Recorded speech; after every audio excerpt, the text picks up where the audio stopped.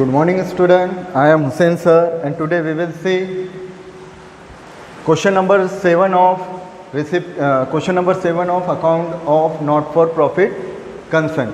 जैसा कि previous lecture में हमने देखा है what is mean by account of non trading concern और नॉन ट्रेडिंग कंसर्न किसे कहते हैं, उसमें हमें कौन कौन से अकाउंट बनाने हैं, स्टेटमेंट बनाने हैं और उसके फॉर्मेट, ये सब हम प्रीवियस लेक्चर में देख चुके हैं।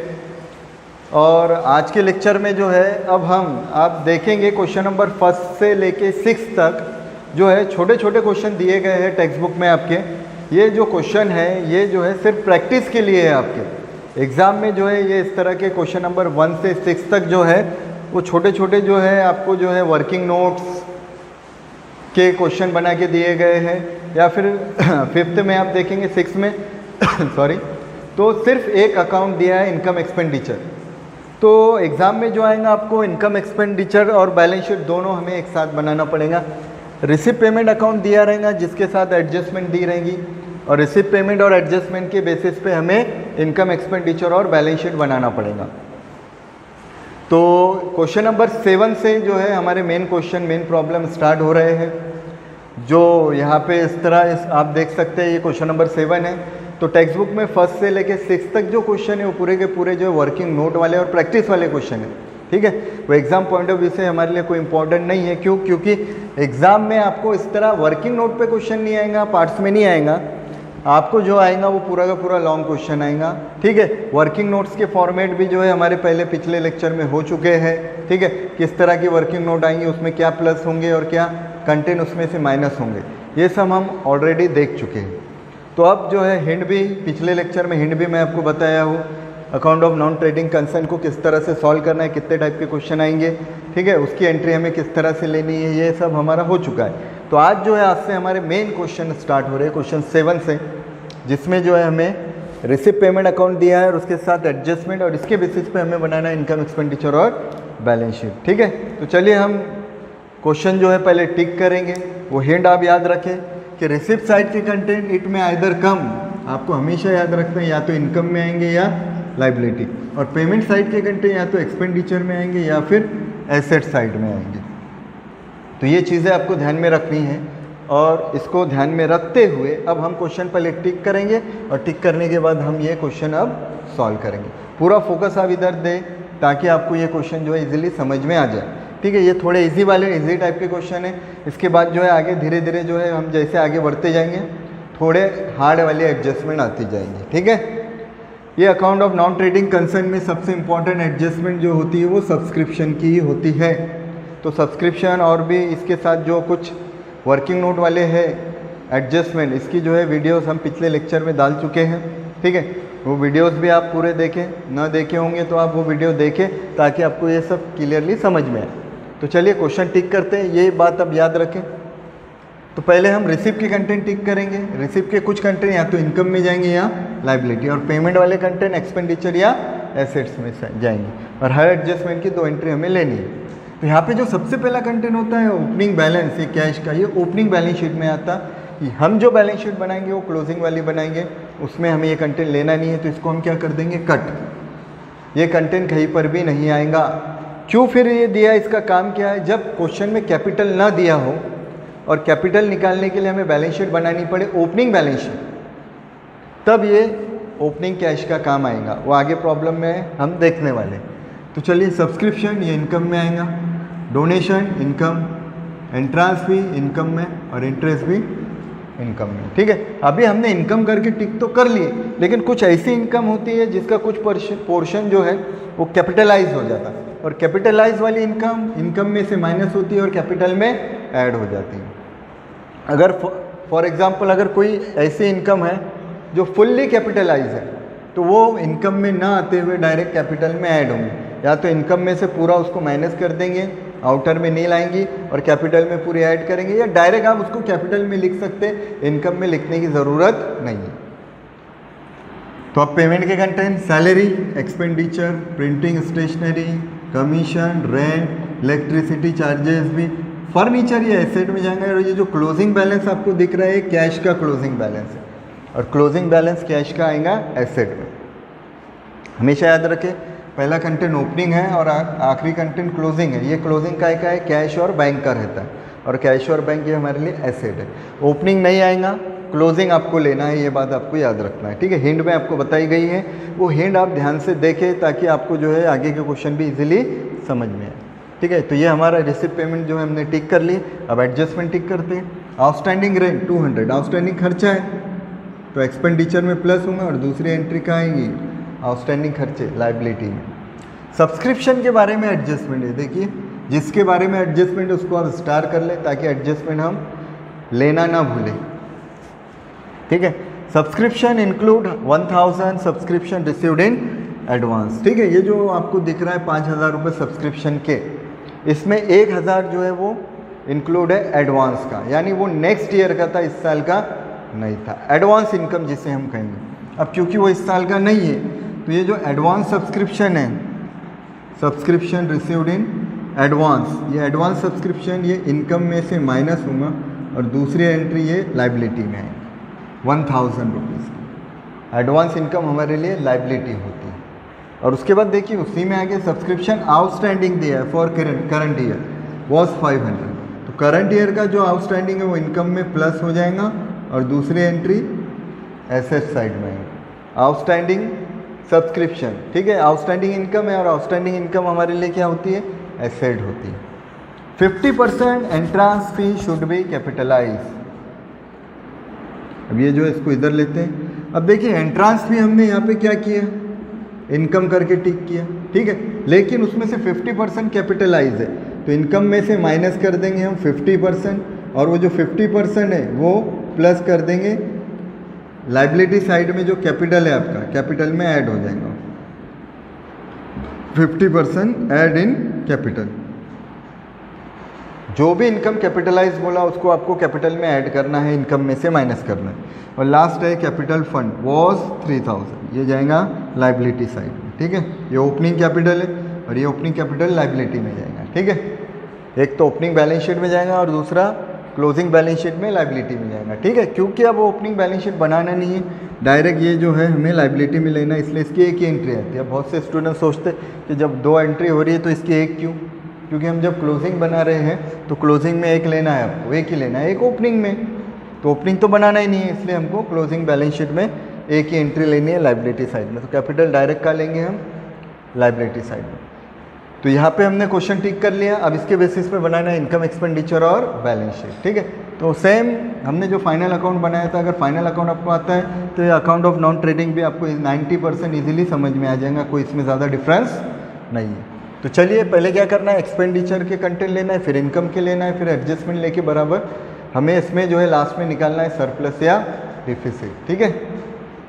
अब हमने पहले लेक्चर में देखे कि क्यों why income expenditure account is prepared, it is prepared to find out surplus and deficit at the end of financial year. साल के एंड में हमारे जो है साल भर के लेन देन में हमें खर्चे ज़्यादा हो गए या हमारी इनकम ज़्यादा हुई, ये देखने के लिए, निकालने के लिए इनकम एक्सपेंडिचर अकाउंट बनाया जाता है। अब अगर खर्चे ज़्यादा आ रहे हैं तो वो हमारे लिए क्या होगा, डिफिसिट यानी लॉस। एक अदर लैंग्वेज में अगर बोले हम, अदर भाषा में, क्योंकि ये नॉन ट्रेडिंग है इसलिए प्रॉफिट लॉस नहीं आएगा यहाँ, लेकिन अगर आप एक पल के लिए सोचें तो नेट लॉस को यहाँ डिफिसिट आप समझे और नेट प्रॉफिट को यहाँ पे सरप्लस समझे, ठीक है। तो वही सेम उसी तरह हमें निकालना है यहाँ पे। तो 1 बाय 1 पहले क्या करते हैं, एक्सपेंडिचर के कंटेंट ले लेते हैं 1 बाय 1। 2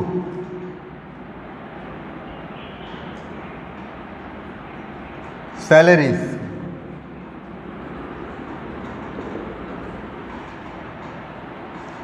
$4000, कोई एडजस्टमेंट नहीं है, डायरेक्ट आउटर में आएंगी।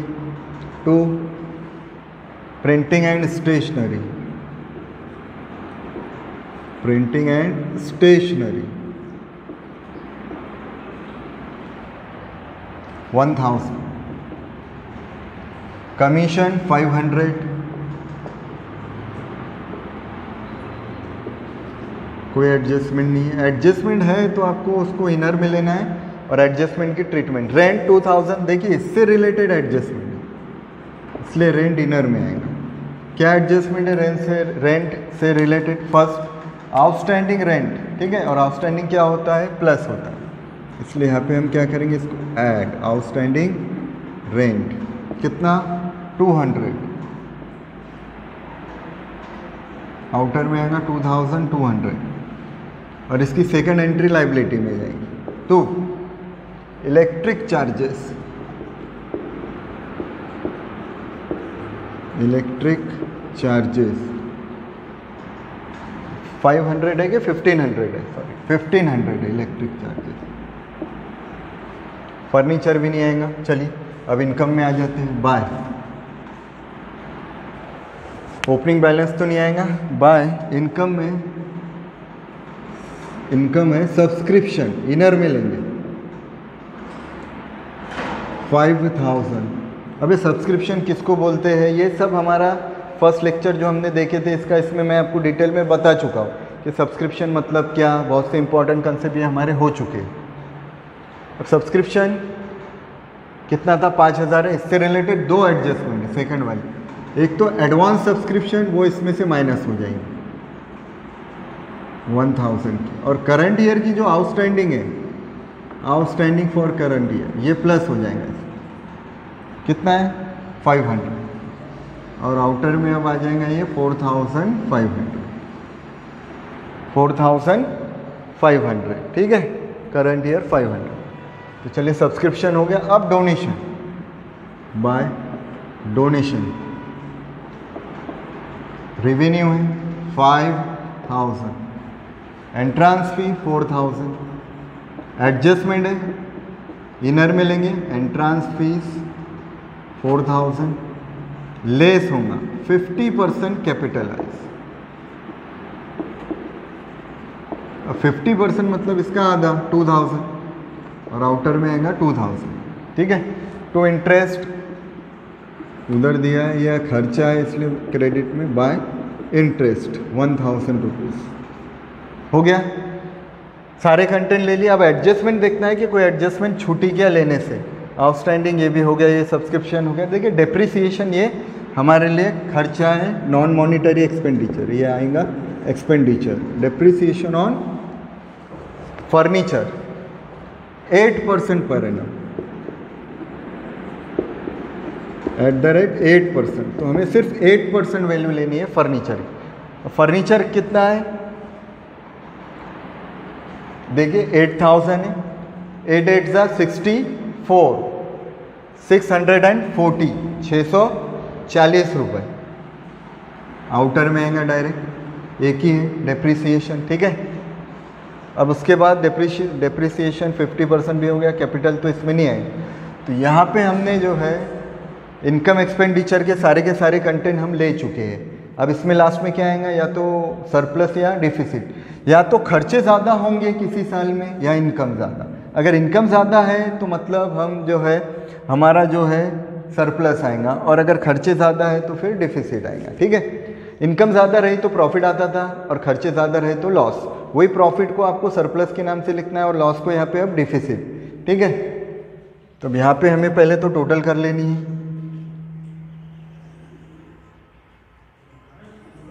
टोटल करते हैं, किस साइड की टोटल ज़्यादा है, क्रेडिट साइड की टोटल ज़्यादा दिख रही है। 5 4 9 10 12 12,500 क्रेडिट साइड की टोटल आ रही है 12,500। आप इस तरह पहले रफ में डेबिट क्रेडिट कर लें और टोटल करें। क्रेडिट की आ रही है 12,500 और डेबिट की कितनी आ रही है 5 6 7 8 9,840 आई थिंक 9840 इतनी आ रही है, ठीक है। टोटल कम ज़्यादा हो सकती है, आपको करके देखना है बराबर। टोटल आप बराबर करें, ठीक है,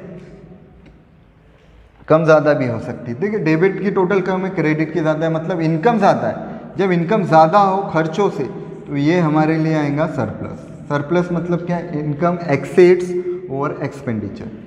इनकम ज़्यादा है खर्चों से, सीधी सी बात है। दूसरे लैंग्वेज में बोलूँ, अगर प्रॉफिट आपको दिख रहा है इसमें तो समझिए वो सरप्लस है, बैलेंसिंग फिगर, ठीक है। अब इसमें से इसको हम माइनस करेंगे तो यह आएगा 2660। क्रेडिट साइड में डेबिट में लेंगे 2, क्या नाम से लेंगे, बैलेंसिंग फिगर हम सरप्लस। और आपको इस तरह लिखना है excess of incomes over expenditure. अब दोनों का डिफरेंस 501 660 2660 ये आएगा हमारा सरप्लस और टोटल आ जाएंगे 12,500। जिस तरह हम नेट प्रॉफिट नेट लॉस निकालते थे उसी तरह अब हमें सरप्लस और यहाँ डिफिसिट निकालना है, ठीक है। तो ये था हमारा इनकम एक्सपेंडिचर अकाउंट जो हमने बनाया on the basis of receive payment और एडजस्टमेंट। अब हमें इसके बाद बनाना है balance sheet, closing balance sheet. तो इतना आप नोट डाउन कर लें, इसको हम अभी इरेज करेंगे और इरेज करने के बाद अब हम बैलेंस शीट बनाएंगे। चलिए नोट डाउन कर लीजिए।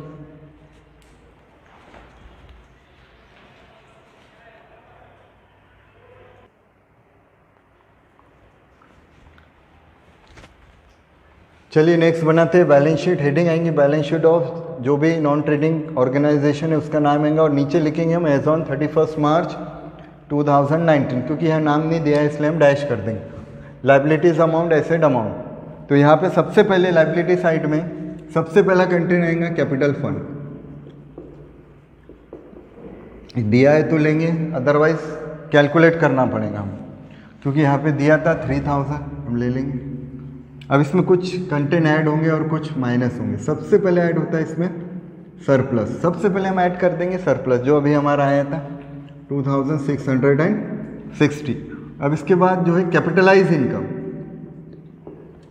50% एंट्रांस फी, ये कैपिटलाइज था, 50% कैपिटलाइज करेंगे।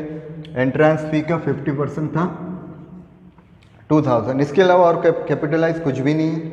अब डायरेक्ट आउटर में 7660 हो गया। सबसे पहला कंटेंट आपको कैपिटल फंड लेना है जो एडजस्टमेंट में रहेगा, और अगर एडजस्टमेंट में नहीं दिया और एसेट और लायबिलिटी दी है ओपनिंग, तो आपको बैलेंस शीट बना के जो है कैपिटल निकालना पड़ेगा, ठीक है। आगे भी हम वो प्रॉब्लम देखने वाले हैं जिसमें हमें कैपिटल भी निकालना पड़ने वाला है, ठीक है। तो यहाँ पे तो अभी अवेलेबल है तो उसके हिसाब से हम एंट्री ले रहे हैं। हो गया। अब उसके बाद देखिए, अब रिसिप्ट साइड में कोई ऐसा कंटेंट है क्या जो लायबिलिटी में आता है, क्रेडिटर वगैरह या दूसरा कोई आउटस्टैंडिंग खर्चा, कुछ भी नहीं। तो लायबिलिटी साइड में जो है रिसिप्ट के और कोई कंटेंट, इनकम के कोई रिसिप्ट के और कोई कंटेंट नहीं है। हो गया, इतने ही है। अब यहाँ पे आ जाइए पेमेंट में, ठीक है। पहले हम रिसिप्ट पेमेंट के कंटेंट लेंगे बैलेंस शीट में, फिर एडजस्टमेंट में आए ताकि जो है आपका कोई कंटेंट ना छूटे, ठीक है। अब पेमेंट में आ जाओ, एसेट लेते 1 by salary, printing, commission, rent तो नहीं है, फर्नीचर डायरेक्ट यहाँ फर्नीचर।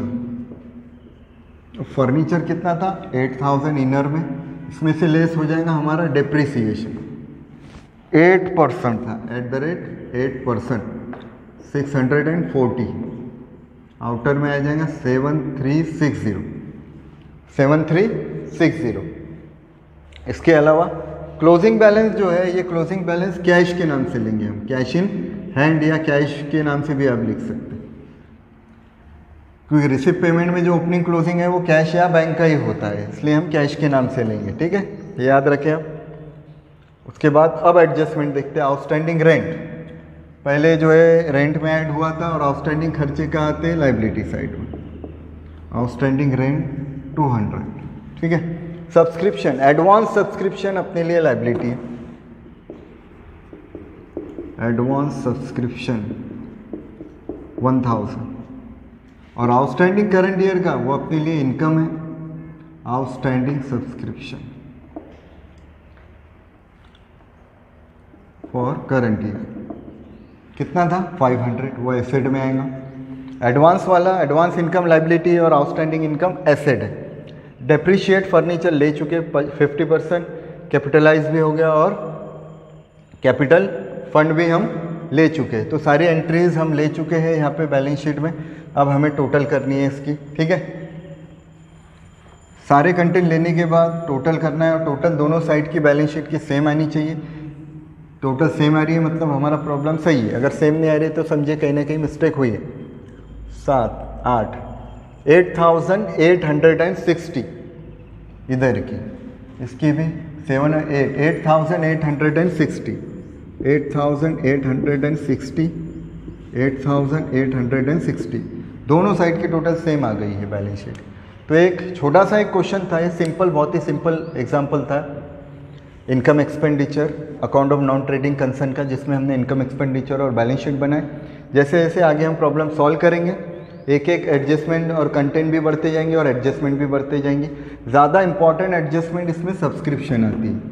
सब्सक्रिप्शन से रिलेटेड जो है बहुत से एडजस्टमेंट होते हैं, वो आपको अगर ध्यान में आ गया, एक बार आपने अच्छे से सब्सक्रिप्शन की एडजस्टमेंट पढ़ ली, तो आगे जो है आपको इसमें कोई भी डिफ़िकल्टी या प्रॉब्लम नहीं आएंगी। ठीक है, अगर इसमें आपको वीडियो अगर आपको पसंद आया तो इसको लाइक कीजिए, शेयर कीजिए और चैनल को सब्सक्राइब कीजिए।